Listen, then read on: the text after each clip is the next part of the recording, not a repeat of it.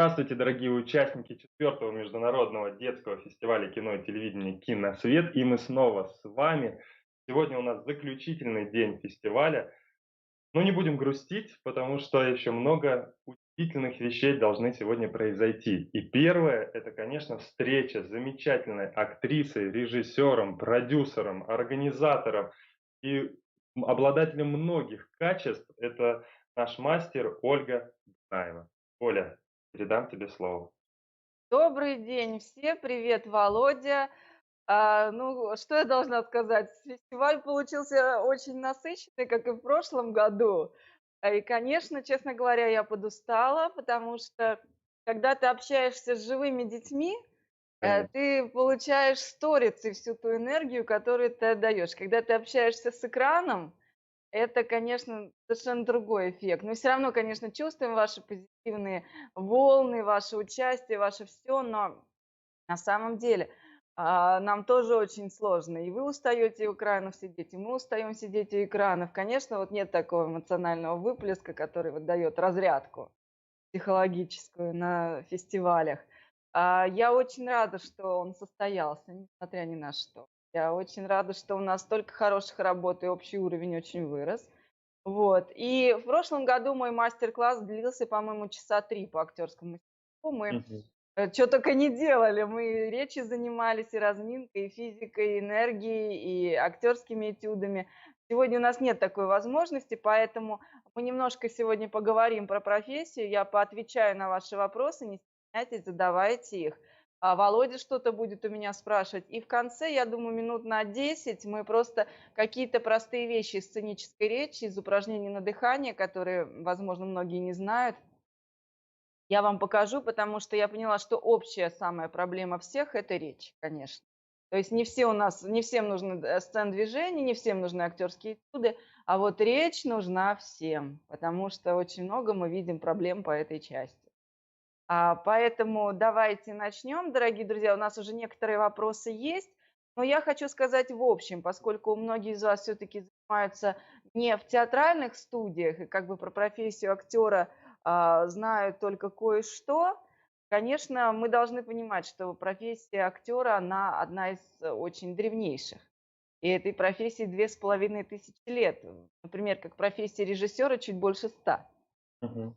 Ну, там 130, 140 по разным данным.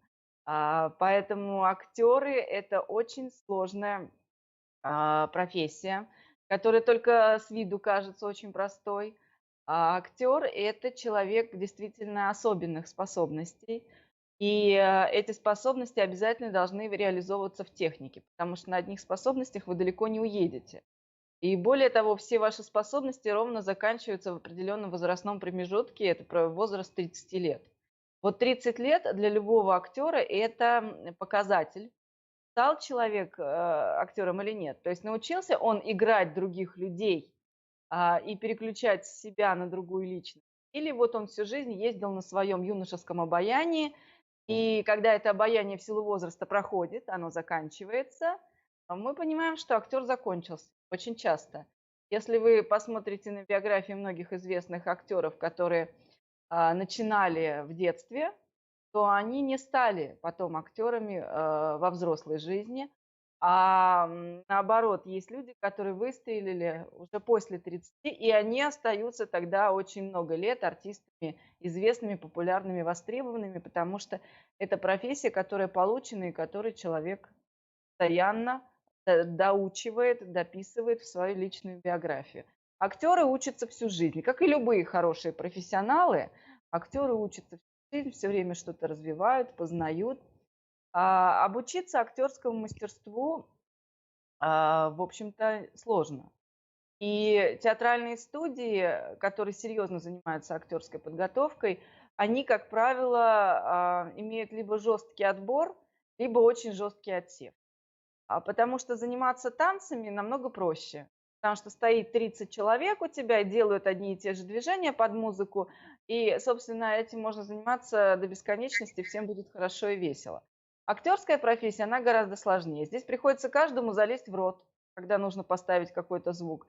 Здесь приходится индивидуально оказывать внимание каждому. в это время остальные 15 могут встать на уши. Детям часто становится скучно. Я знаю, что вам тоже становится скучно заниматься речью, заниматься сцен-движением. Всем хочется уже на сцену и играть. Но пока вы не получите основы, пока вы не обучитесь каким-то базовым вещам, поверьте, на сцене вы выглядите достаточно нелепо. Потому что, чтобы выглядеть на сцене ярко, интересно и органично, этому надо. Поэтому это труд, труд и еще раз труд. И когда я сама вела театральные студии, и сейчас, когда я являюсь худруком одной из детских кинотеатральных студий, я вижу очень большой отсев ленивых. То есть дети приходят, и думая, что их сейчас будут развлекать, сейчас будет там интересно, а оказывается, что надо пахать. Но пахать надо. Если вы чего-то хотите добиться, надо пахать. Как вот я, как Володя, как Наташа Морозова с раннего возраста. Вперед, быстрее, выше, сильнее. Это действительно так. Вот. Систем обучения актерскому мастерству существует множество. Самая известная из них – это система Станиславского. В общем-то, она была такой первой прописанной системой. Я хочу, чтобы вы понимали, что это не единственная была система и во времена Станиславского, и до Станиславского. На самом деле система подготовки актеров – это вопрос, который интересовал актеров еще лет за 50 до того, как Станиславский вообще начал про это что-либо писать. Дело в том, что актерская профессия, сейчас даже не буду говорить про зарубежный театр, я буду говорить только про наш театр. Актерская профессия, она существовала в двух видах. В императорских театрах, так называемых государственных, или в частных театрах, которых тоже было, вот, например, Волковский театр, да, в Ярославле, первый такой вот театр, который государственный в XV веке. Или это были антрепризы. Ну, в Государственном театре понятно, это примерно так же, как и сейчас все было. А вот антрепризы существовали очень интересно. Группы актеров собирались и играли пьесы. Эти люди могли быть незнакомы друг с другом до этого. Они объявления в газете публиковали или читали объявления в газете. У каждого актера обязательно были свои костюмы, свои пьесы, тексты пьес на вес золота были, свой пастиж, грим. И обязательно у актера было закрепленное за ним амплуа. То есть, Мгм. например, если это был герой-любовник, то он играл только героев-любовников. Если это был характерный артист, он играл только характерные роли. Если это там был злодей, он всегда был злодей. А если была там голубая героиня, то она всегда играла вот этих вечно влюбленных девушек, даже если ей было 40. И эти люди собирались, и при наличии одной и той же пьесы, некого организатора процесса, антрепренера, они играли пьесы. Что характерно, если хотя бы в стационарных таких театрах была какая-то школа внутри театральной, то вот эти антрепризы зачастую играли кто во что гораздо. Привлекая обычно каких-то известных актеров из императорских театров, потому что спектакль ставился на одного из актеров. Все Мгм. остальные ему просто подыгрывали. Естественно, с развитием общества стало понятно, что спектакль должен быть не только игрой одного актера, который сегодня играет хорошо, завтра плохо, потому что ему, видите ли, не играется. Нет никаких стандартов творчества, стандартов профессии, поэтому зрителям либо повезло, либо нет. И появилось понимание, что нужно как-то актеров учить. Нужно подходить с какой-то единой линейкой к тому, что они делают. И актеры известные начали развивать эту тему. И Качалов, и Ермолова. Они прописывали свои методики, пытались там кого-то учить, сами заниматься по этой методике.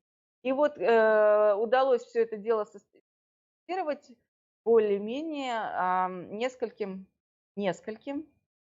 педагогом, актером, режиссером. Первым, кстати, это сделал и выпустил книжку Михаил Чехов.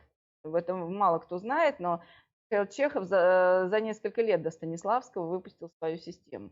Причем он был... Сам Станиславский, кстати, в книге «Путь актера» он рассказывает про это, что он наблюдал, он общался с учениками Чехова. Да, для него это было важно, он делает на этом акцент. Но Станиславский сам был учителем Чехова. Чехов, Чехов. когда... А? Учителем, да. Да, Чехов учился у Станиславского, Станиславский пишет, систему освоил полностью. И отталкиваясь от этой системы, Чехов создал свою методику. Просто он первый написал книгу и опубликовал. Причем Чехов, издавая эту книгу, был уверен, что он проводит своей книгой систему Станиславского. Станиславский был дико возмущен, когда он это все прочитал. Он сказал, что это к его системе не имеет никакого отношения. Это другая система. Почему же система Станиславского стала основополагающей? Вот часто говорят, что потому что она самая лучшая, самая там простая. Это не так. Просто после революции, когда стали делать систему государственных театров, просто со всеми другими режиссерами, педагогами известными, с ними просто расправились.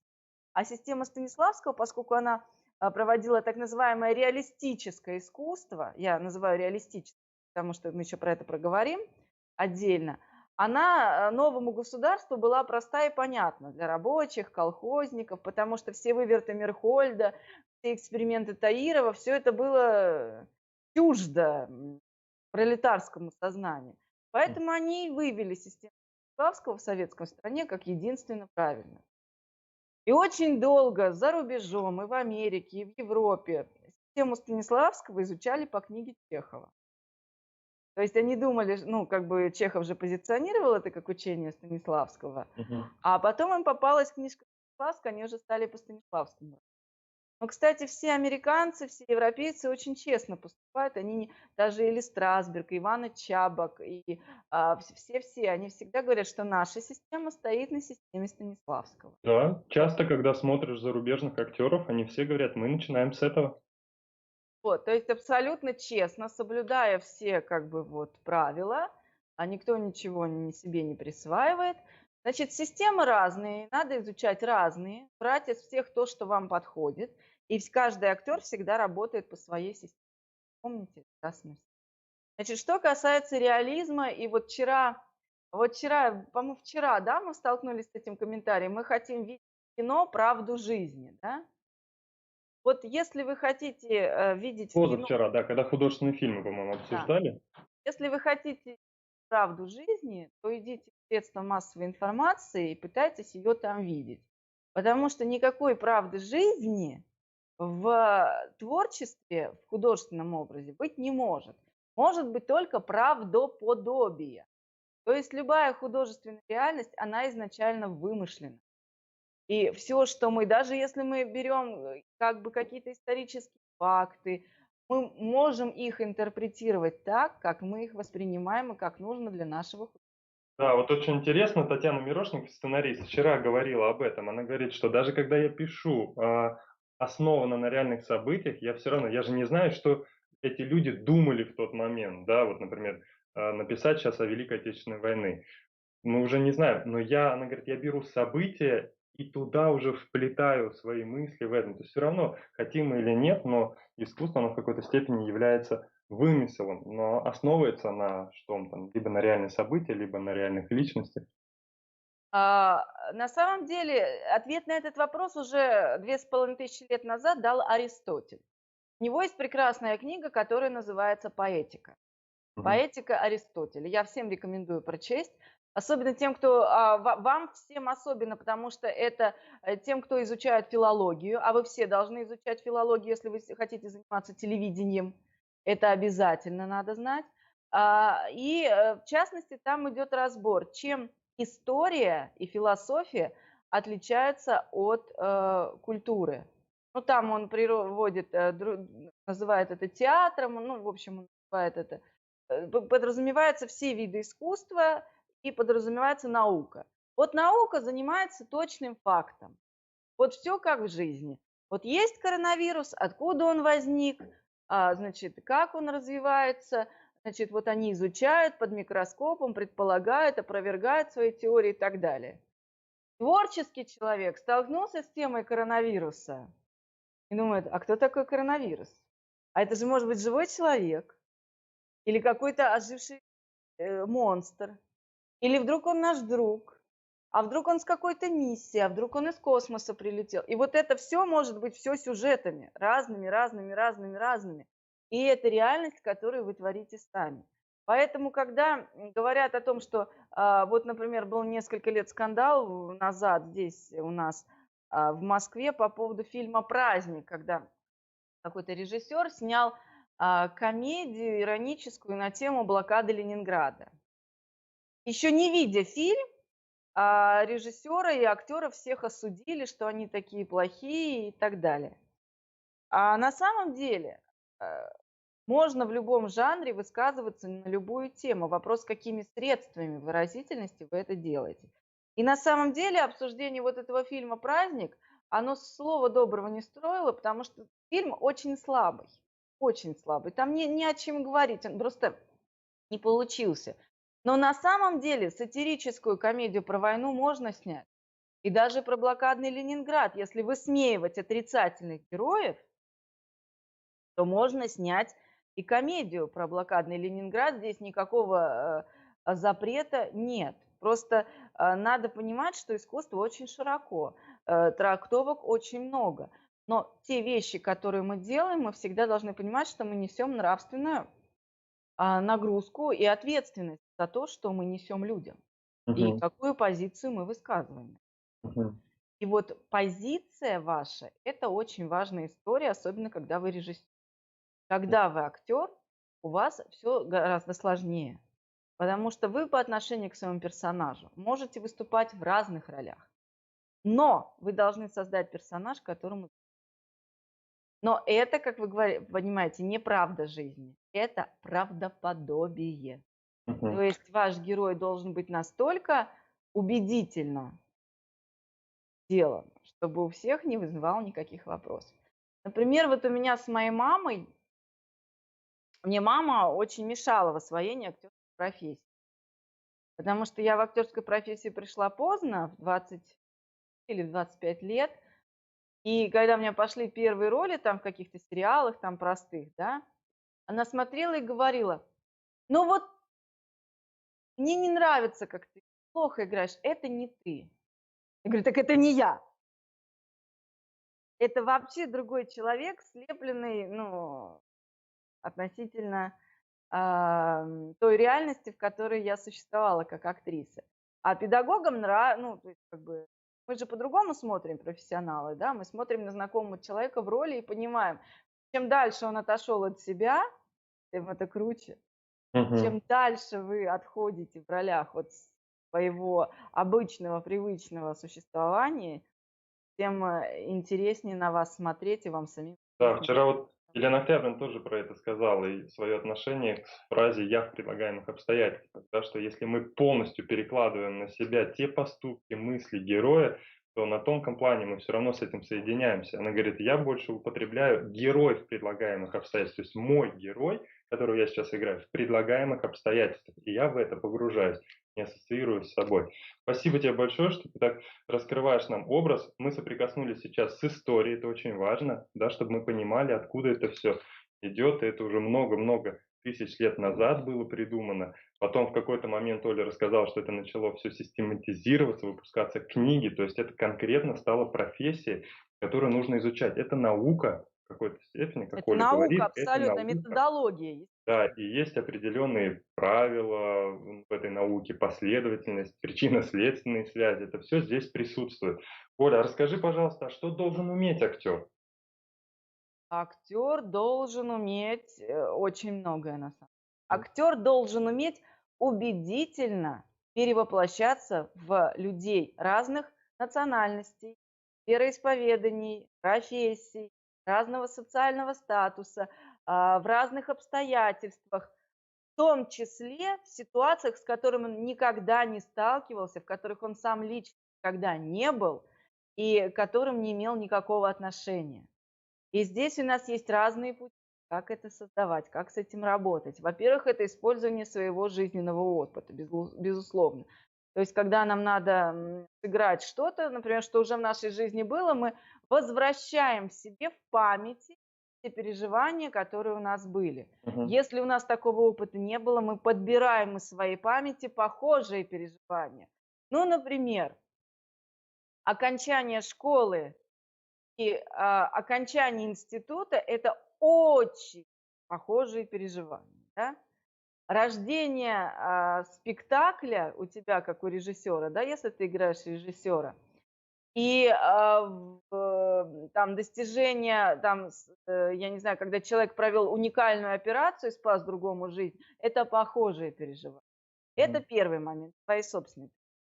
Второй момент — это наблюдение. То есть вы наблюдаете за жизнью всегда. Вот вы едете в метро и наблюдаете за людьми. Вы приходите куда-то и наблюдаете за людьми. То есть когда вы берете чужой опыт и переносите его, значит, в свой образ. Не в свою жизнь, а в свой образ. А дальше это мировая культура. То есть когда вы читаете книги, когда вы смотрите картины, фильмы, другие и перенимаете из чужого культурного художественного образа в свой образ вот какие-то переживания, черты и так далее. И четвертый путь — это генетическая память. А это то, на что мы не можем влиять, но то, что в нашем мире присутствует. Обратите внимание, как много великих актрис, у которых никогда не было детей, великолепно играли матерей. А как много людей, которые никогда не воевали, убедительно играли военных. М. Алексей Баталов, Владимир Высоцкий. Да. То есть это именно генетические вещи, которые в нас заложены, которые надо уметь в себе будить через общение, через тесные связи с другими поколениями. Вот это все очень-очень важные моменты. Вот это 4 основных пути, как мы создаем этот вот образ. Я ответила Правильно на я понимаю? Да, и правильно я понимаю, у меня даже сейчас сразу рождается, что, собственно говоря, из этого и состоит талант. То есть это не то, что когда вот эти 4 вещи раз и в тебе как-то раскрылись, а мой жизненный опыт — это значит, что я проживаю все, что со мной происходит. Я постоянно запоминаю. Вот мне сейчас плохо, я плачу. Я не просто плачу, ну, как нас да, учили, да, совершенно в верно, да. школе студенка. Да, я не просто плачу, а я сейчас наблюдаю за собой. А что со мной происходит? Какие эмоции у меня возникают? Как у меня течет эта слеза? И в какой-то степени можно с ума сойти, потому что тебе реально хочется плакать сейчас, например, или радоваться, а ты еще параллельно какой-то второй в тебе "я" сейчас как бы отходит от тебя и говорит: "Не-не-не, подожди, я сейчас понаблюдаю за тобой, не переставай, подожди, тебе сейчас весело, веселись, я буду дальше за тобой смотреть". Вот мы Вот, сегодня уже говорили о Михаиле Чехове. да. Вот Михаил Чехов, у него как раз это описано, что актер всегда существует в двух ипостасях. Вот у Станиславского это не сильно об этом говорится, потому что там метод создания образа изнутри себя наружу. А у Михаила Чехова создание образа снаружи, рядом с собой, а потом натягивание на себя. И вот как раз у Михаила Чехова очень написано, что актер, играя на сцене, играет и себя, и при этом он должен как бы видеть себя со стороны, М, чтобы понимать, как, насколько убедительно он работает. И в жизни также. Он живет и да. сам же за собой наблюдает. И это очень, поверьте, сложно. Когда мы говорим о таланте, вот это очень сложный вопрос, а талант. Что ж такое красота, да? Сосуд она, в котором пустота, или огонь, мерцающий в сосуде, да. Вот мой мастер Юрий Иванович Еремин, он нам всегда говорил, начиная с первого курса режиссерского факультета: поймите, талант — это только вы знаете внутри себя, прет из вас вот эта энергия и Мгм. деятельность или не прет. А все, что думают о вас окружающие, это очень. В одном и том же актере один режиссер видит гениальность, а другой не видит ничего. И все, чем мы занимаемся, абсолютно начисто субъективно. Объективно. Поэтому если вы в себе чувствуете потребность самовыражать себя именно в этой профессии, значит, талант у вас есть. Дальше, как вы с этим талантом разберетесь? Его можно и похоронить, и испортить, и опошлить, а можно развить. Разжечь его, да, увеличить. И Да, какими конечно. методами? Вот замечательные методы, Оля, которые дала конкретно для актеров. На что опирается актер, да? Это, мы опираемся на жизненный опыт, то есть Собственно, собственные да. переживания, которые, безусловно, мы отслеживаем в себе. Вот, мы наблюдаем за другими, за жизнью вообще вокруг, что происходит. Поэтому наблюдение — это одно из важных качеств актера. Вот это желание видеть все, что вокруг. Сначала, может быть, это тяжело. Я помню, как на первом курсе, когда мы готовились к теме наблюдения, это ты ходил, там мы в Макдональдс ходили, я помню, сидели там, смотрели за всеми, наблюдали, искали персонажа. Но потом, волей-неволей, ты получаешь этот вкус, и ты уже везде, в метро вошел, в автобус, с родственниками сидишь, ты постоянно что-то подмечаешь.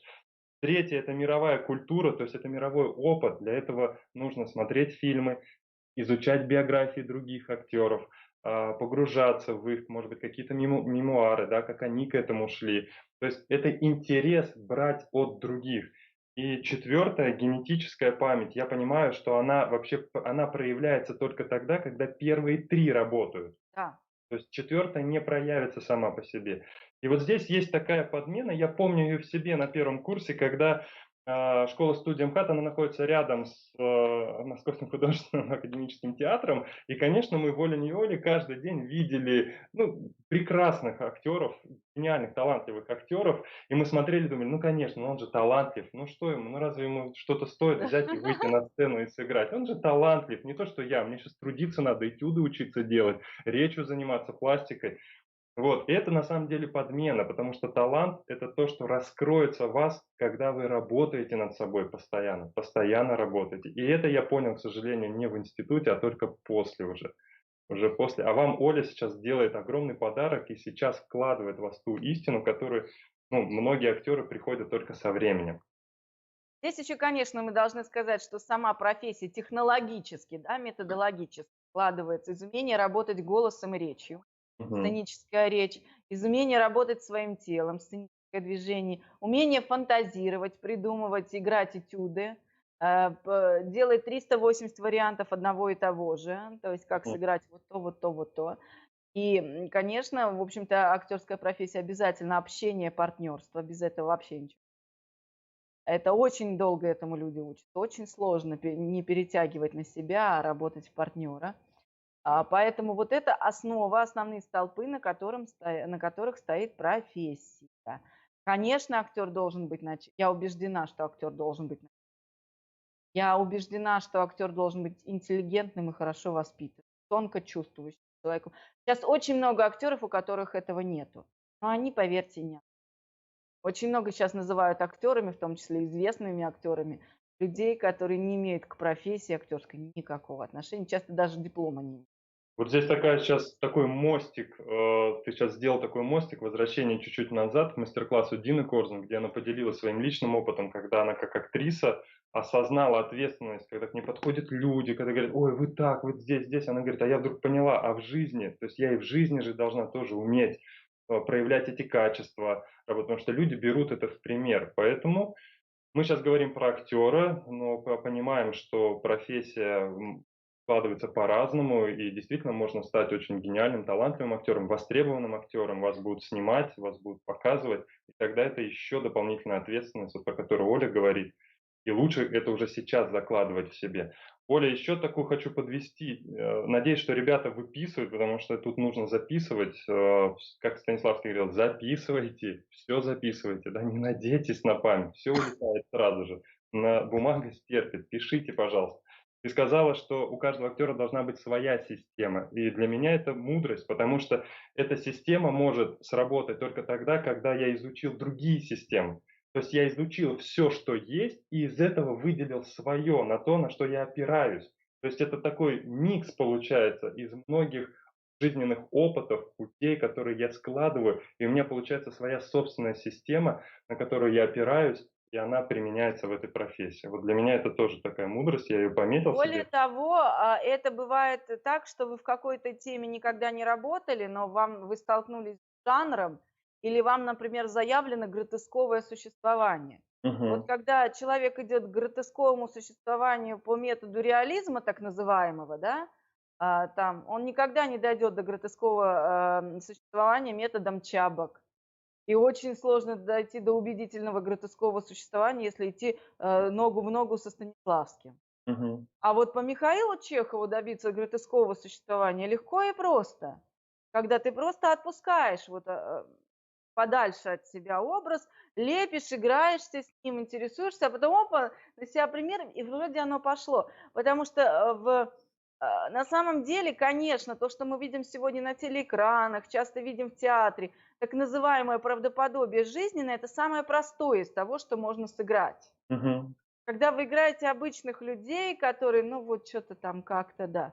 А вот когда надо раскрыть каскад, что называется, да, свой диапазон, когда мне надо там Бабу-Ягу сыграть, да, когда мне надо сыграть там какую-то отрицательную, там, мышиную королеву, я когда... Вот, например, когда я играю маму Красной Шапочки, да, в детском спектакле, мне там играть особо нечего. Ну, вот чисто, что называется, экстерьер, да, чисто внешними данными. Выходит красивая блондинка на сцену, погладила дочку по головке, там что-то ей сказала, все нормально. Играть мне нечего, по сути дела. Когда я выхожу снежной королевой, там уже идет другая история. Э, Это другая дистанция, это другое существо, это другие темпоритмы, да, это другой стержень внутри себя, это другая логика, это другие поступки, желания, оценки, все. Когда я играю мышиную королеву, вот это загробастать себе вот это зерно, да, вот это бизнес-леди, когда мы вот это все вот видите, я вам даже рассказываю, а у меня от образа сразу лапы начинают. Тело уже включается Да, то есть в вот образ. включается тело, просто я начинаю говорить о роли, я совершенно вот сейчас по-разному себя уже выявляю. А когда я играю Бабу-Ягу, то понятно, что там и другие голосы, и пластика, и оскукоженные, и все. Это, именно, по методу Чехова. Когда вот я работаю над, такими сказочными вещами, то, конечно, я лично больше использую метод, потому что система Станиславского, но она как бы погружает в умное, в это, но так легко это не выходит. Вот, например, у меня. То есть когда я работаю над характерными персонажами, я больше, к Чехову склоняюсь. Когда над Мгм. лирическими героинями, когда мне надо, конечно, страдать, кого-то любить, ждать, надеяться и верить, конечно, Станиславский. Безусловно. Видите, то есть системы не противостоят друг другу, они Нет. дополняют в зависимости от задач, которые перед вами стоит. Оля, время летит очень быстро, вопросов много. У нас Давай. ребята пишут, записываются, все записывают, стараются. Так, есть актер. Так, сейчас сразу. Как сделать, чтобы на вас было интересно смотреть в кино? Значит, это сложно. Во-первых, актер в кино очень зависит от режиссера, от оператора, от многих, вещей. Значит, первое, чтобы на вас было интересно смотреть, на вас должно быть интересно смотреть и в жизни. Вы Мгм. должны быть интересным, сами по себе человеком.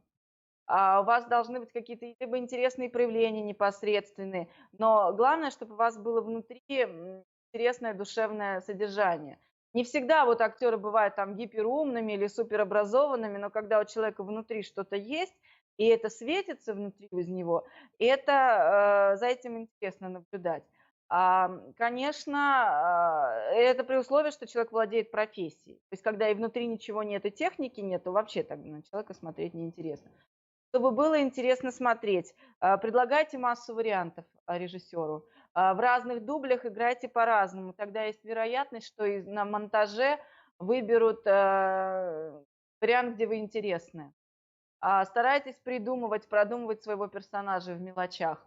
Не просто текст озвучить на камеру, а понять, кто ваш персонаж, чем он вообще может быть интересен и вам, и зрителю.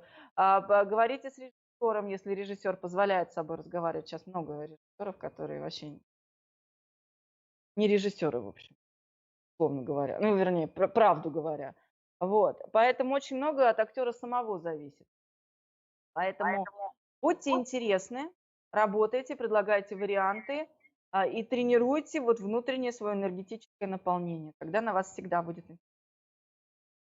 Здорово, спасибо тебе большое. То есть интерес, он идет изнутри. Чтобы зрителю было интересно, вам должно быть интересно, вы должны быть в это включены, как я услышал. Спасибо тебе большое. Есть еще вопросы, я думаю, что это в продолжении прям будет.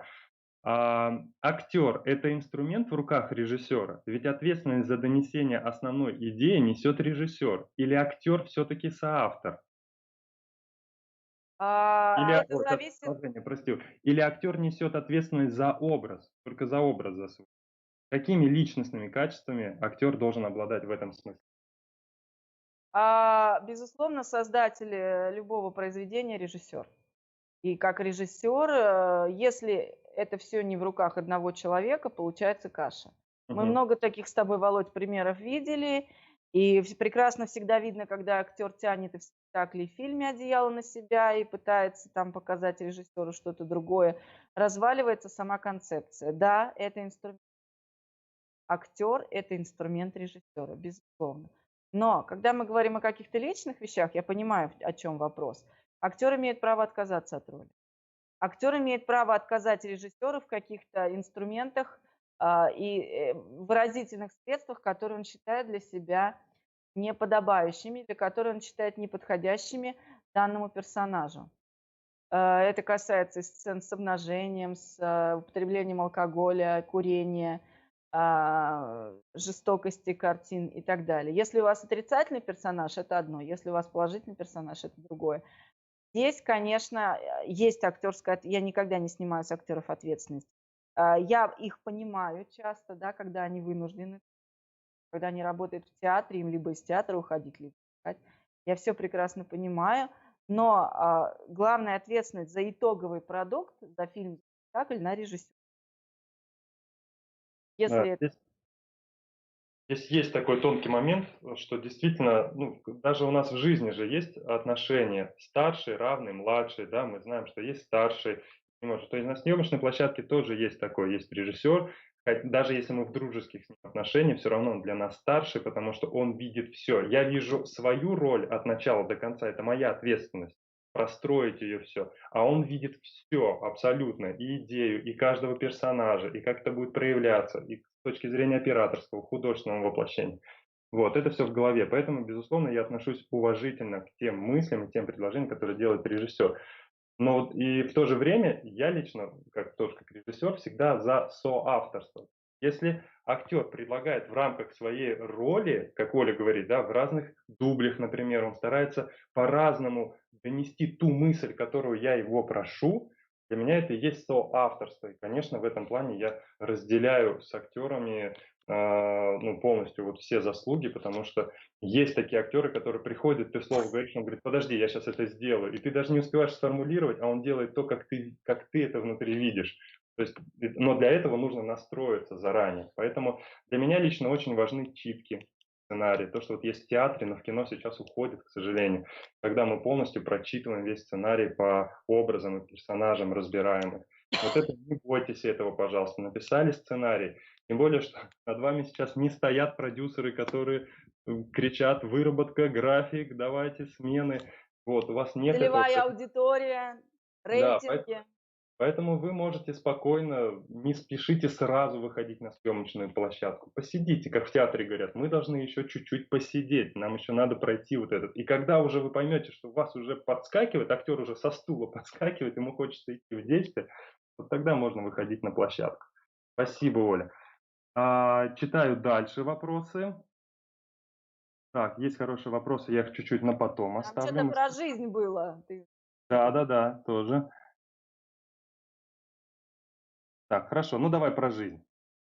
Давай. Вопросы все хорошие, хочу их так выстроить, чтобы они друг за другом шли. Сергей прислал вопрос к Ольге. Как актерское мастерство помогает вам в повседневной жизни? Применяете ли вы его не только на сцене, но и в обычной жизни? Ну, во-первых, естественно, применяю, как и все люди, в той или иной степени, и актеры, и не актеры применяют актерское мастерство в жизни. Иногда надо притвориться больным, кашляющим, чтобы тебя там откуда-то отпустили.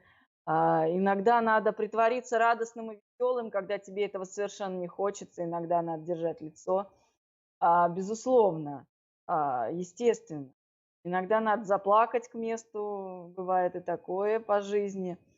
Мне очень помогает актерское мастерство в жизни в плане того, что когда я стала актрисой, когда я освоила эту профессию, я стала гораздо увереннее в себе. При том, что я всегда там была умная, начитанная, но меня, например, совершенно теперь не беспокоит, если я оговорилась или если я сказала какую-то глупость получилась, да, там по фразе. Я могу спокойно посмеяться над собой и так далее. Главное, что дает актерская профессия, это не боязнь чувствовать себя глупо. Вот когда ты от этого освобождаешься, вообще все в жизни становится намного проще. раскрывается твое обаяние, раскрывается твоя какая-то красота и внешняя, и внутренняя. И ты вот этим становишься защищен от плохих людей, например. Потому что когда человек с плохой энергетикой, они таких, как я, как Володя, людей обходят за километр. Они не выдерживают наших вибраций вот, радостных. Жизнерадостность в жизни от актерской профессии, условно. А, В общем, да, конечно. Главное не использовать это, как это, в негативном ключе, да, не обманывать никого, и себя в первую очередь. Самое главное не обманывать себя. Если вы понимаете, что вы начали в жизни играть, значит, что-то в вашей жизни не так. Вы что-то не принимаете вот в этой реальности, которая вас окружает. Значит, вам надо либо себя менять, либо реальность. Скорее, чаще в этом случае надо менять реальность, потому что себе врать бессмысленно. Вот Мгм. такой мой совет. Да, конечно, мне помогает, и я использую. Такое бывает. Да, спасибо, Оля. Вот твой итог, это очень важно, что надо оставаться правдивым прежде всего собой, да, и понимать, что я делаю, зачем я делаю и какие инструменты я для этого применяю. Спасибо тебе огромное. А, Сейчас в связи с пандемией много театральных студий перешли на онлайн-формат занятий. Скажите, проводите ли вы мастер-классы в Zoom? Если да, можно ли поучаствовать? Актерские не провожу, но я же преподаватель университета, Московского Мгм. гуманитарного университета. Я преподаю режиссуру, сценарное мастерство.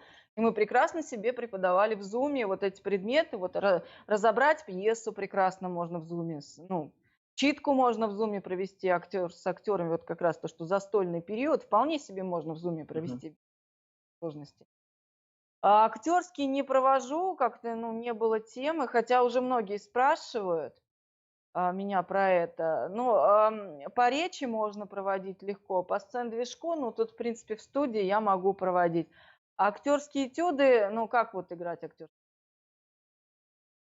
Уже, это уже гораздо сложнее. Если только с той стороны несколько человек, а я, например, с этой. Теоретически это возможно, но на практике я еще этого не делала во Мгм. время пандемии и вообще пока. Вот. Я вообще очень настороженно отношусь к актерской вот этой вот преподаванию по скайпу. И вообще остерегайтесь вот этих курсов: оратор за 10 занятий, там режиссер за 12 сессий по зуму. Это все в пользу бедных. Я за фундаментальное образование. Чего ты, Володь, смеешься? Я за Нет. фундаментальное образование. Спасибо. Да, и мы говорили же, очень много говорили про наставничество, про учителей. Я уверен, что в каждом городе есть студия, и не одна, и театральные, и киношные студии, и журналистики. Всего есть. Вот, и поэтому не спешите сразу идти, поищите того мастера, поищите того учителя, который не только профессионал в своей области, но еще и по человеческим качествам вам созвучен. Вот. И А я что уверен, касается, да, Володь, извини, что касается пандемии, вот этой вынужденной самоизоляции, то ни в коем что случае не прекращать занятия. То есть если ваш педагог ушел с вами в скайп, в зум, то сидите с ним в скайпе, в зуме, значит, просто просите говорить о профессии, вот делать такие беседы, как у нас сегодня с вами. Потому что когда мы занимаемся оффлайн, нам некогда про это разговаривать, нам с вами надо быстро-быстро все срепетировать, быстро все повторить, потому что вы забываете, вы то ходите, то не ходите, и у нас все время трешак, потому что нам показывать надо через 2 недели. Вот нам не до разговоров. А вот как бы во время самоизоляции действительно есть возможность вот почитать вам какие-то лекции, вот это рассказать что-то класс. про театр. Вот разговоры про театр, это про профессию, это очень важная составляющая обучения, которая сегодня в институтах промахивается очень. Надо уметь говорить про профессию, о профессии, о сложных случаях, разбирать какие-то примеры. Это очень и очень важно. Вот это Извини, что перебила. замечательный совет, потому что действительно ты сейчас сказала, и я как педагог тоже понимаю, что не всегда получается с детьми вот так вот погрузиться в теорию, где-то поразмышлять вместе, потому что, ну, хочется делать, делать, делать. А в режиме, вот в этом режиме можно действительно как-то вот с другой стороны посмотреть и на профессию, и на ремесло в целом. Поэтому спрашивайте. Мы помним, да, что ученик — это тот, кто задает вопросы. Поэтому все, что вас интересует, вы также можете спрашивать у ваших мастеров, у ваших преподавателей. Я уверен, что они многое знают, а если не знают, то они вместе с вами начнут это изучать, и это станет вашей общей ценностью. Вот, спасибо, Оля, что ты на это, нам подсказала. М, Играет ли личный характер играет ли личный характер роль у актера в его работе? Сейчас еще раз. Характер. Личный характер, да, в работе, ведь, в его работе. Личный характер актера в его работе. Вот так. Но если говорить о работе актера над героем, то у Мгм. хорошего актера нет. То есть у человека в жизни может быть один характер, а в роли диаметрально противоположный. Очень часто, что люди, которые, ну, по типажу внешнему играли негодяев, например, в советском кино, да, потом зрители с ними сталкивались и говорили: боже, какой хороший человек, а надо же, играет сплошных негодяев. То есть это сплошь и рядом. Но вот в профессии, как в структурном образовании, да, как в профессиональном поле, характер очень важен. Конечно, все стремятся работать с людьми с хорошим, добрым, приветливым характером. И когда вот читают лекции по актерскому мастерству и вообще по творческим специальностям за рубежом, всегда очень сильно подчеркивают, что очень важно быть приятным человеком. С вами гораздо интереснее, ярче и чаще будут работать, если вы умеете себя, если вы вежливый, воспитанный, благодарный, если с вами просто приятно находиться. И у вас будет больше предложений, больше будут люди стремиться. А что касается вот то, что мы работаем над ролью, насколько далеко мы уходим, диаметрально может быть положенный характер там играть, и ваш личный характер на это не влияет никак. Можно построить роль только на наблюдении, построить роль только на генетической памяти, построить роль только на чужих вот взять с чужих образцов и построить роль, которая, ну вот, в общем, по мне от Бабы Яги, я считаю, вообще ну ничего, это моя первая была роль, и я до сих пор с удовольствием это играю. Спасибо, Оль. Да, актер, он Лик. много, да, многоликий. Вот, он многоликий. Спасибо тебе большое. Сейчас есть еще вопрос. У нас час уже пролетает очень быстро. Еще вопрос есть по поводу премии на благо мира. Да, что такое эта премия на благо мира? Как премия может помочь родителям и педагогам? И кто поддерживает премию? Можно попросить тебя чуть подробнее про это рассказать? Ну, во-первых, конечно, премия на благо мира — это один из моих фундаментальных проектов, даже не проектов, фундаментальных работ. Это работа, это организация. Поскольку у меня их несколько, у меня еще Баталов фонд, фестиваль имени Баталова, несколько фестивалей, где я работаю в дирекции, в том числе фестиваль «Орленок», фестиваль сказочного жанра «Хрустальные ключи» — это та же команда, что «Орленок». У меня много всякой такой деятельности, помимо актерской. Но премия — это действительно тема, которая пришла вот. Иногда что-то приходит в твою жизнь, и твоя жизнь вот делится на то, что вот с этого момента начинается новый этап в твоей жизни. Когда появилась премия в моей жизни, у меня заканчивался 33-й год жизни, то есть мне оставалось практически 3 месяца до 33-летия. И это, ну, для человека православного, естественно, да, христианина, 33 года, это 33-й год, он жизнь. Он у меня был с депрессией, и вот на выходе из депрессии в моей жизни возникла премия на благо мира. На благо мира — это интернет-проект, который, в общем-то, имеет две важных цели. Это интернет-портал доброго искусства, то есть собирание на одной интернет-площадке добрых нравственных творческих произведений разных эпох, времен, народов и так далее. А второе — это конкурс. Конкурс творческих произведений на те же самые темы, которые создаются вот здесь и сейчас. То есть вот конкретно за последние 2 года. Предыдущие и нынешние. У нас 12 номинаций. У нас участвуют люди из разных стран. У нас участвуют люди разных национальностей. Главное, что произведение было создано на русском языке и отвечало идеям гуманизма, нравственности, добра, Мгм. любви, дружбы, ну, определенной тематики. Это прочитайте, какие номинации, даже не хочу сейчас останавливаться, они у меня даже за спиной все написаны. Добавить произведение в конкурс может любой автор и даже любой зритель. Мы тогда сами ищем автора этого произведения.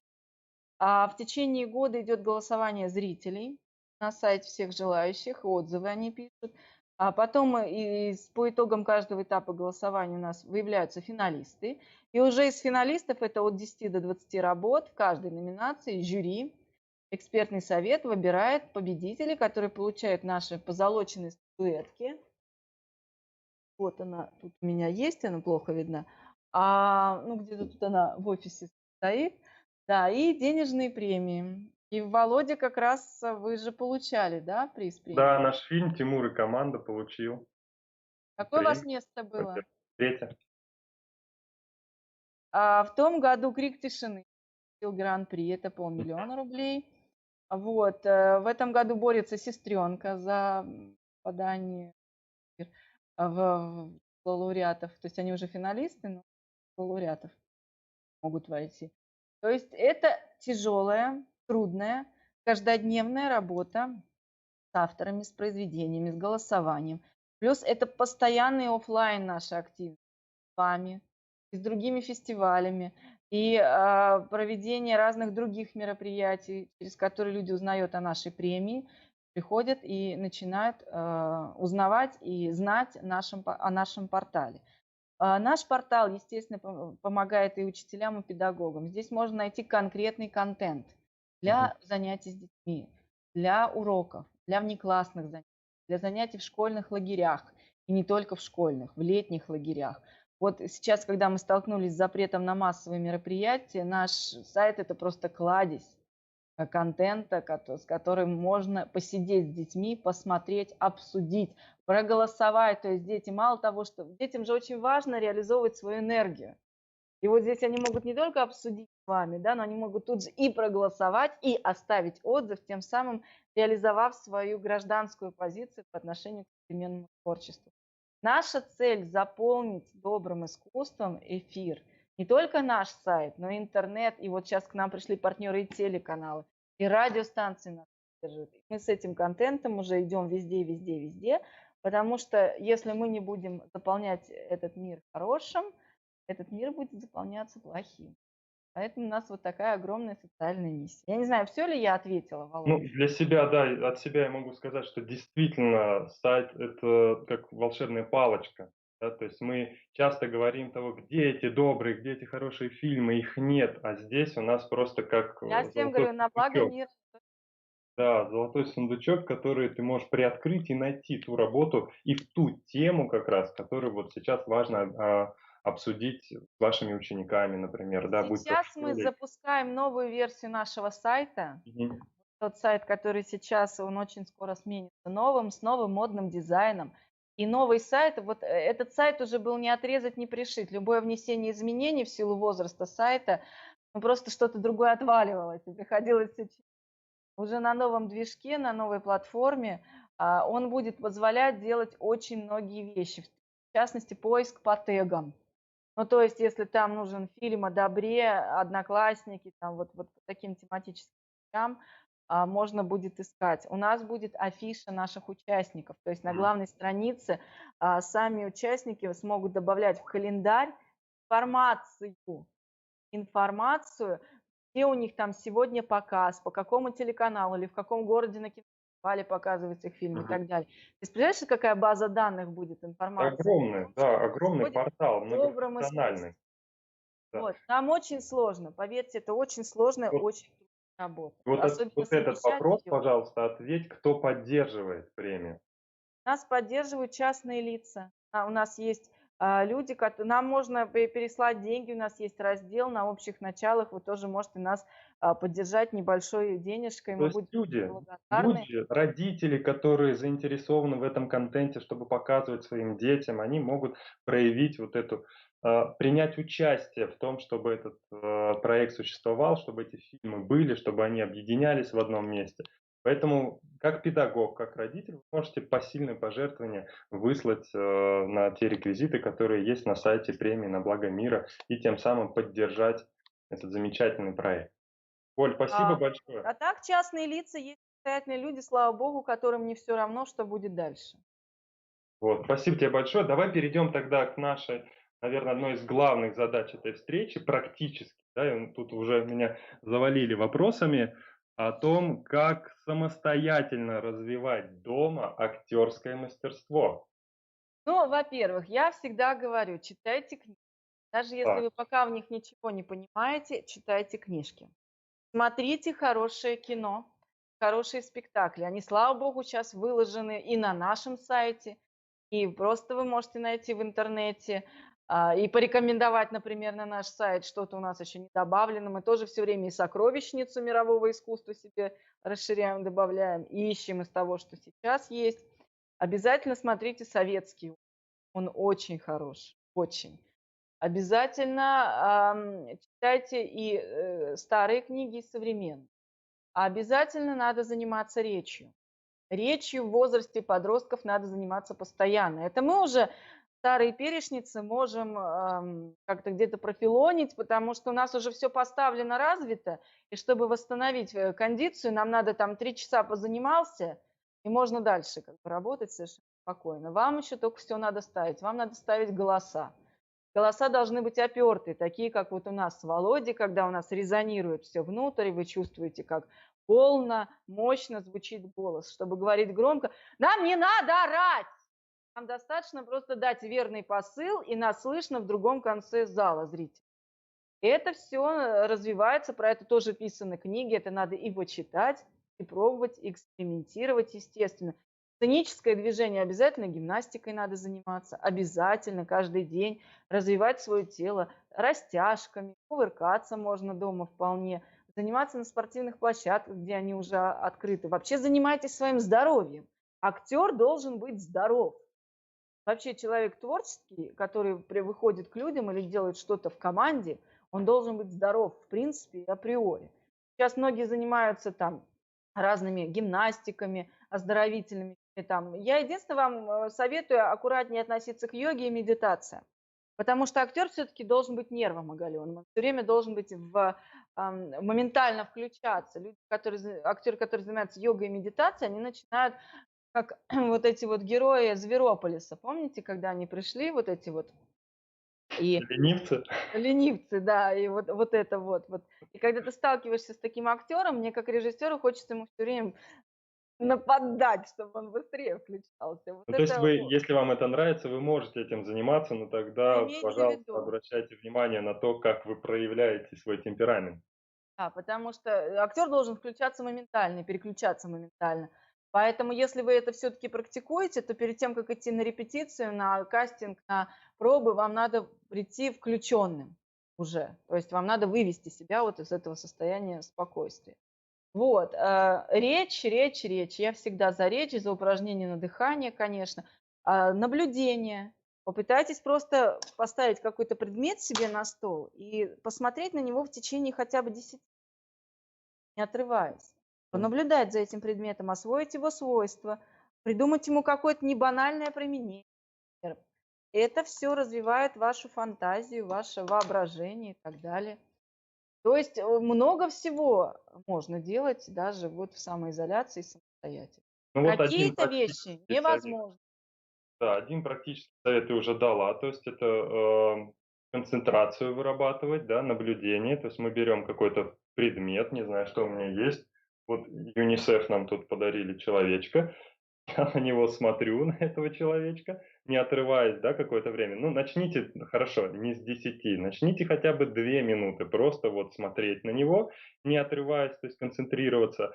Потом дальше разрабатывайте фантазию, то есть придумайте, что это. Допустим, это не человечек, а что я еще могу с ним делать? Ну, мочалка, не знаю, вот я могу им Да, да, помыться, да. да, или что это может быть, бантик у девочки на голове. То есть через эти образы. Сережка, да, Ну да, да, да. вот такая сережка, наверное, бы я ее повесил. Брошка, да. То есть всякое это может быть, да. Губка для пыли, для мытья посуды. Вот эти вещи, это то, что развивает и актерское, и режиссерское мышление развивает. Я вчера говорила, что в среднем человек может концентрироваться без изменений минуты 50. Вот Мгм. вам Надо удлинять эту свою возможность на чем-то концентрироваться. Потому что, когда вы делаете свою роль, вам надо сконцентрироваться на спектакле, который длится 2-3 часа, и не терять эту концентрацию, оставаясь другим человеком. Вот еще Это один момент. невозможно делать без тренировки. Да, может быть, ты нам подскажешь. То есть, что я говорю? Часто мы делаем упражнения с детьми, да, когда одновременно нужно делать разные вещи. Нужно там по хлопку подпрыгивать, по хлопку приседать, при этом запоминать, сколько раз там педагог хлопнул, топнул. Для чего это нужно? Потому что, смотрите, когда человек, допустим, даже вот я сейчас не говорю прям громкое слово актер, просто человек входит в кадр, что ему нужно делать? Ему нужно помнить текст, раз, на какую точку, на какой реплике встать? 2. Слышать актера. 3. Актер может ошибиться, я должен вовремя сообразить, как выкрутиться из этой ситуации. 4. Где у меня на какой фразе я взял стакан, отхлебнул, поставил. 5. И таких задач море. Оператор говорит, на При этой этом фразе держать голову свет, сюда поверни. держать Да, свет, ловить свет, не уходить в тень, держать камеру, не выпадать из определенного диапазона, диафрагмы, при этом слышать, если вдруг из-за кадра тебе что-то скажут, не отвлечься, не выпасть да, из образа. оставаясь в образе, при этом еще уметь слышать вообще, что вокруг происходит.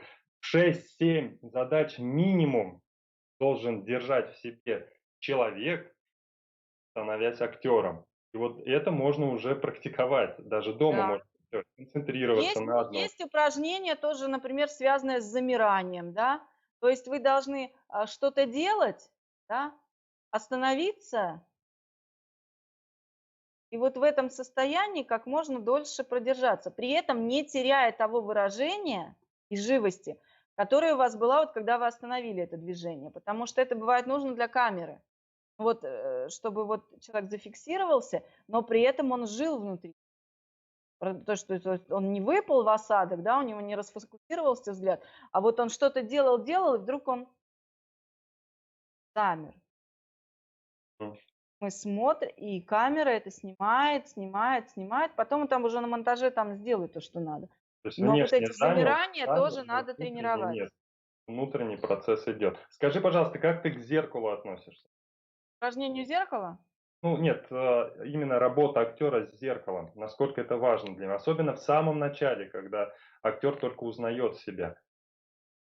Знаешь, я, вообще к зеркалу отношусь, настороженно, потому что одно дело надо изучать себя, безусловно, надо изучать М. себя, надо изучать особенности своего лица, понимать, какой у тебя рабочий профиль и что лучше, как ты улыбаешься. У меня, например, поскольку у меня в 16 лет был инсульт, у меня есть последствия, когда начинаю иногда волноваться, у меня рот на бок идет. И я Мгм. тренировалась перед зеркалом, чтобы, когда я улыбаюсь, у меня более-менее была симметричная улыбка, потому что первые годы рот ехал на бок просто сумасшедший. Вот. Но при этом не забывайте, что в зеркале вы видите себя, не себя. То есть, когда вас снимает камера, вы совершенно другой человек. Вот, например, у меня несимметричное лицо, и когда мне приходится писать дикие самопробы в режиме селфи, я потом их смотрю, и себя я там не вижу, потому что когда это все перевернуто, ты совсем другой. Поэтому я достаточно осторожно отношусь, особенно к репетиции с зеркалом, именно в связи с тем, что, во-первых, мы себя видим в зеркале не такими, как нас видят со стороны, не такими, как видит нас камера одним глазом, вот вообще не. Вот, я поэтому рекомендую, ставить, телефон на штатив в режим нормальной съемки, селфи, репетировать, чтобы шла запись, а потом смотреть, что у вас получается. Вот это, мне кажется, эффективно. Потому что, во-первых, вы на зеркало все время отвлекаетесь. То есть вам все время хочется себя видеть, а часто по роли надо что туда, то туда, то туда, а зеркало очень привлекает это Мгм. внимание, оно сбивает. Вот. Ужасно, когда в репетиционном зале в театре есть зеркало большое.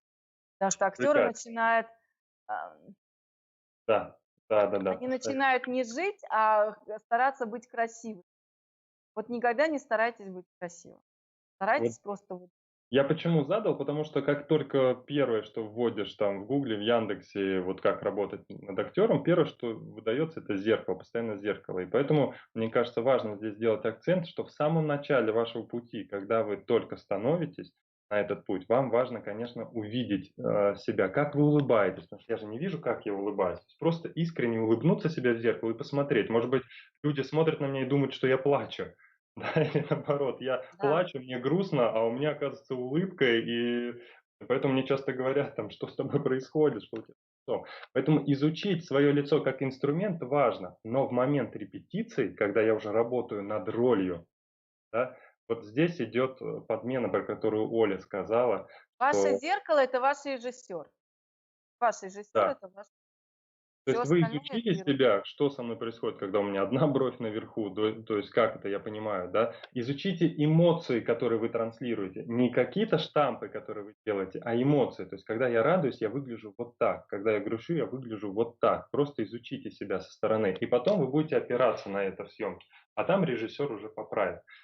Вот. Оля, можешь какие-то практические инструменты дать по работе над речью? Потому что мы часто говорили об этом, и сейчас вот хочется ребятам именно вот практику дать. Какие упражнения они должны сделать Да. перед тем, как войти в кадр? Ну, смотрите, во-первых, всем вам надо ставить голоса. Я уже говорю, то у нас уже нет маленьких детей, уже надо заниматься речью серьезно. Естественно, начинается с постановки дыхания. Это бич всех детей, всего на свете, когда особенно читает ребенок стишок, мороз и солнце, день чудесный, еще ты дремлешь, друг прелестный, но мы все это видим, слышим и так далее. Вы должны уметь распределять так дыхание по тексту, чтобы даже длинные фразы у вас не бились вот этим вот подбором воздуха. Актер учится дышать незаметно, равно как и вокалист. Актер учится дышать правильно, то есть не слышно, подбирать незаметно воздух, когда вам приходится долго, длинно говорить. Для этого есть ряд упражнений. Например, самые простые упражнения на дыхание. А это, например, задержка дыхания. Значит, сейчас мы первое, что мы делаем, это задержим дыхание на вдохе. Мы делаем глубокий выдох, глубокий вдох и задерживаем дыхание. Давайте попробуем. Вдох, выдох, глубокий вдох и не дышим сколько можем. Вот сколько получается, столько вот. Постепенно, если это увеличивать, оно начинает растягиваться это время, и вам становится проще. Это качание резервуара своего, который у нас. Вот. Но Володе проще делать это упражнение, он делал, а вот ребятам надо действительно это вот стараться делать. Чуть более сложная вариация этого упражнения, когда вы делаете это же на выдохе. То Мгм. есть вдох, выдох, выдох и не дышим. Давайте. Вдох глубокий, выдох, вдох, выдох.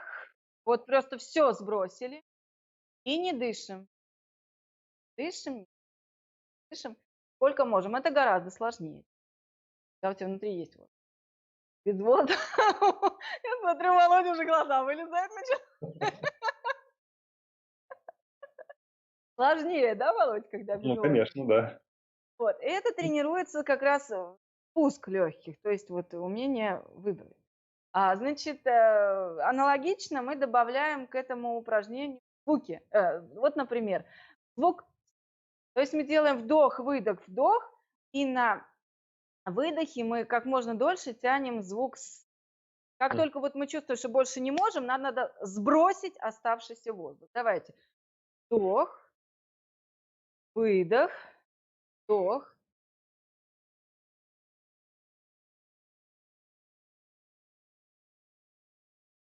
Чего звук-то не делаешь?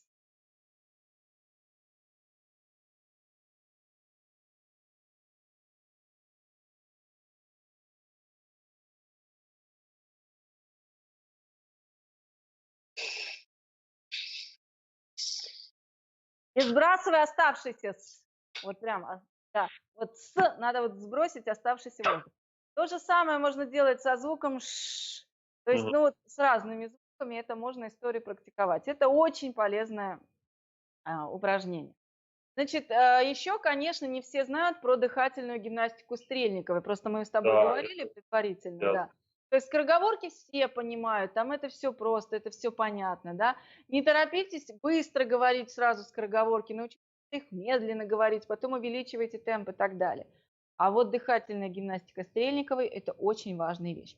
Во-первых, у всех профессионалов должно быть хорошо развито носовое дыхание.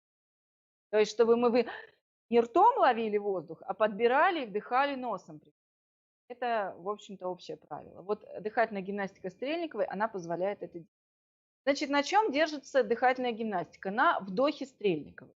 В чем он заключается? У вас открыт рот, но вы делаете глубокий резкий вдох носом.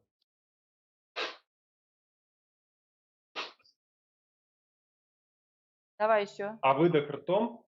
А о выдохе ты вообще не Не Он думаю. сам, рот открыт, да, А, да, он точно. сам выходит. Если вы после серии упражнений чувствуете, что у вас внутри остался воздух, вы просто его сбрасываете. С чего Значит, начать? давайте Сколько раз надо вот так вот вдыхать? 8 раз это цикл Стрельниковой. Так. Все делается по 8 или кратно 8. 8, 16, 24, 32 и так далее. Давайте мы просто попробуем сделать 8 коротких вот этих вдохов, не думая о выдохе. Рот открыт. Главное, рот открыт. Да.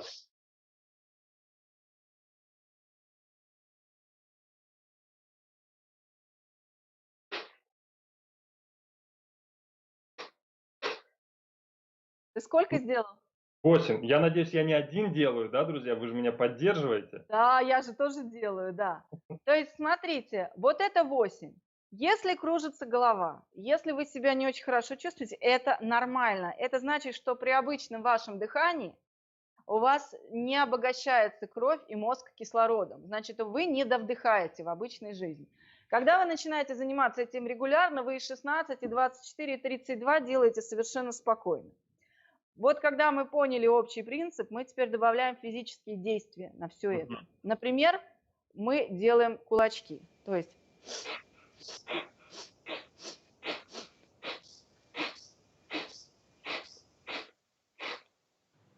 понятно?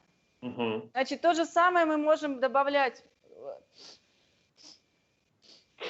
Можно совмещать с утренней гимнастикой, с зарядкой. Да, совершенно верно, да. 8, 16, 24, 32. Повороты головы, то же самое мы делаем. Вперед-назад, все то же самое. Упражнение «Обнимем плечи». Смотрите, вы как бы обнимаете плечи, отпускаете руки, и на вдохе, вот сейчас мы 8 сделаем «Обними плечи». Смотрите.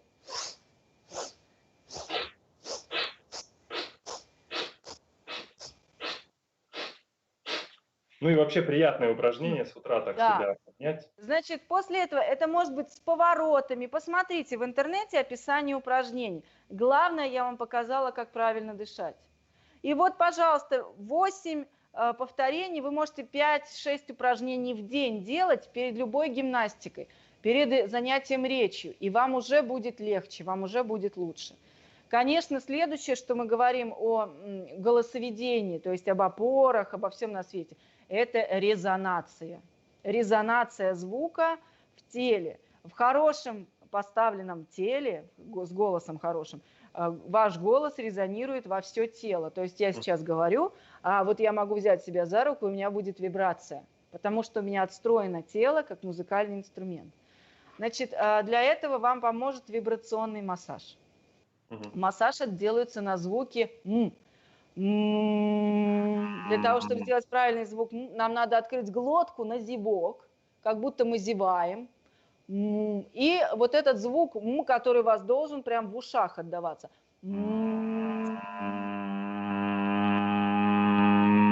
Что происходит? Вот тут сразу щекотать начинает все. Да, у кого-то начинает, у кого-то нет. Это зависит от строения там рта, от того, расслаблены губы или нет. Да, по-разному. Но в идеале, да, все должно расслабиться, а звук должен идти.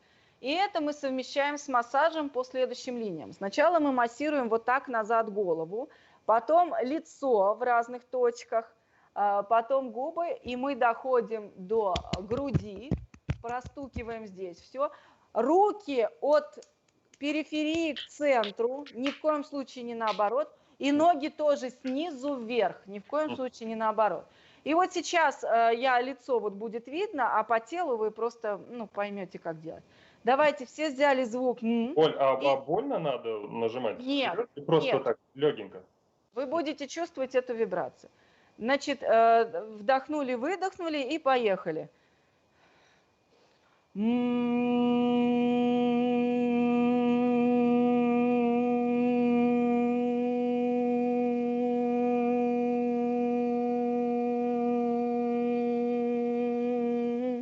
Ты мычишь или нет, Володь? Да, я не слышу тебя. А, вот это отодвигаешься.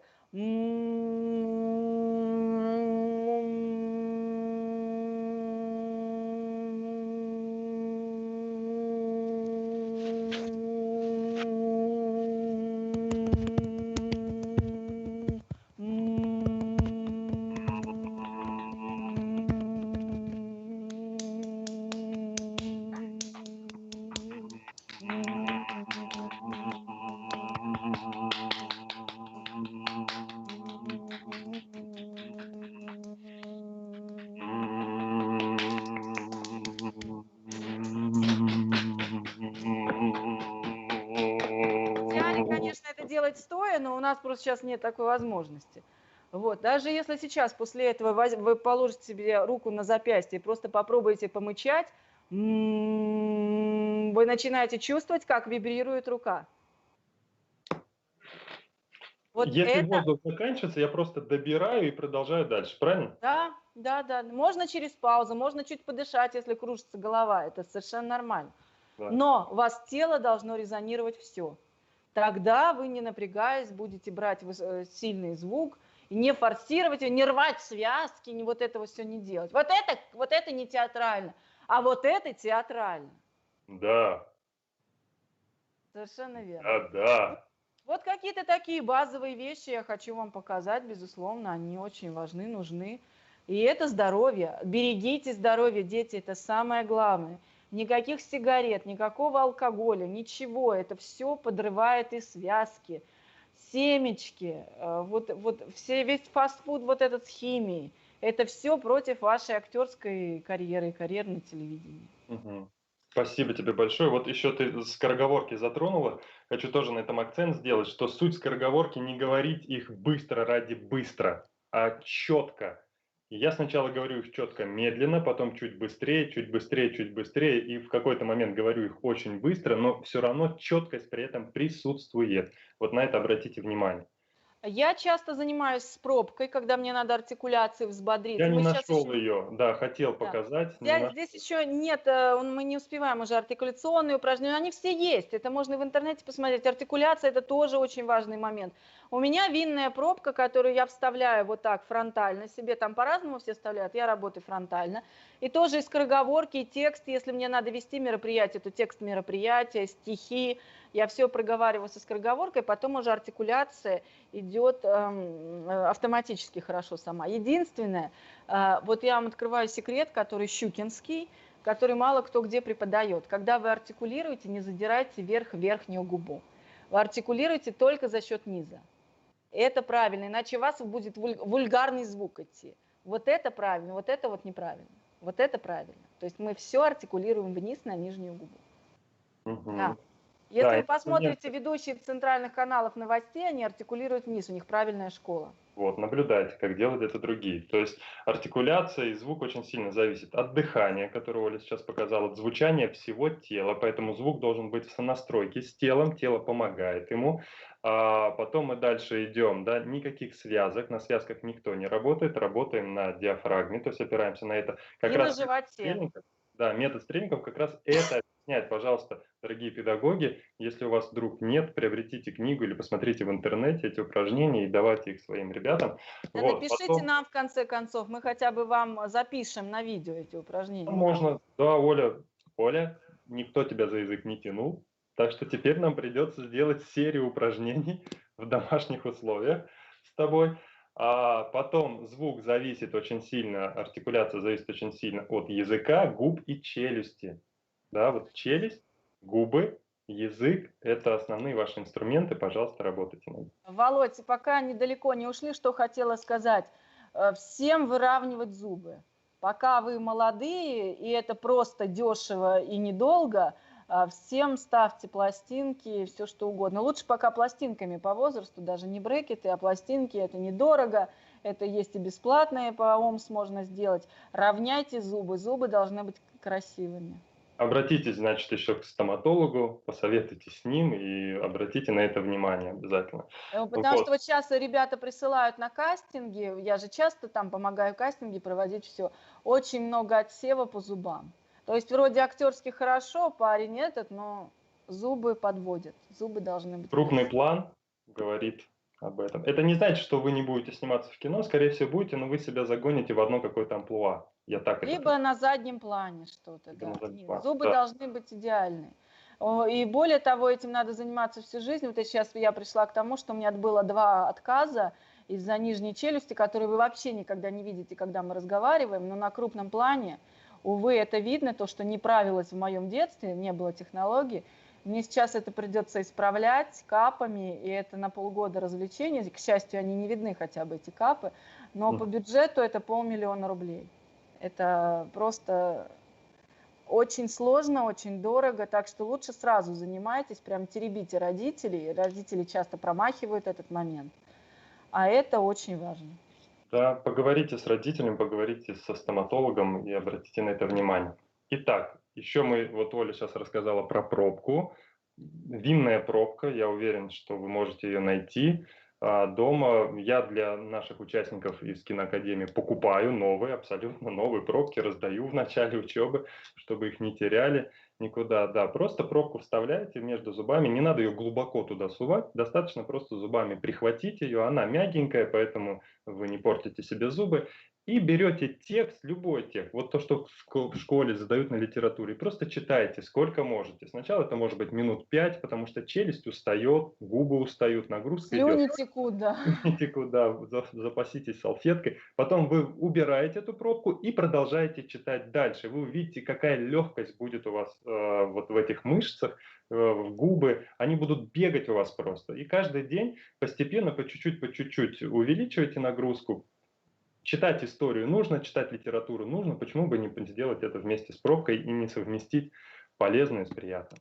Кстати, пробка – это из МХАТовской школы. В Щуке это не практикуется особо. Это чисто МХАТовская вещь. Я о пробке узнала давно, еще когда еще не поступила никуда, а как раз от выпускников школы-студии МХАТ. И мне очень помогает. Я очень Да. Да, это первое, что нам сказали, когда мы пришли на занятия, нам сказали, где ваши пробки. И мы их делили, там один принес, мы делили на кусочки, чтобы у каждого была. Вот, продевали веревочкой, чтобы вешали, чтобы она не валялась нигде, потому что все-таки в рот суем, поэтому следите за санитарией. Я в контейнере ношу. Ну, сейчас много этих контейнеров. Да. Вот, спасибо тебе большое, Оля. Я думаю, что твое предложение продолжить такие встречи маленькие, да, какие-то. Главное, чтобы у тебя Володя, у было меня же время есть в твоем закруге. да, есть же закрытые видеозаписи у меня, например, как мы в Щуке учились. Этого нет в интернете, но это у нас есть. И у многих выпускников театральных вузов, они есть своих курсов, упражнений. Это золотое дно для педагогов, у которых нет такой подготовки. То есть у меня есть вот и по речи открытые, ну, наши экзамены, например.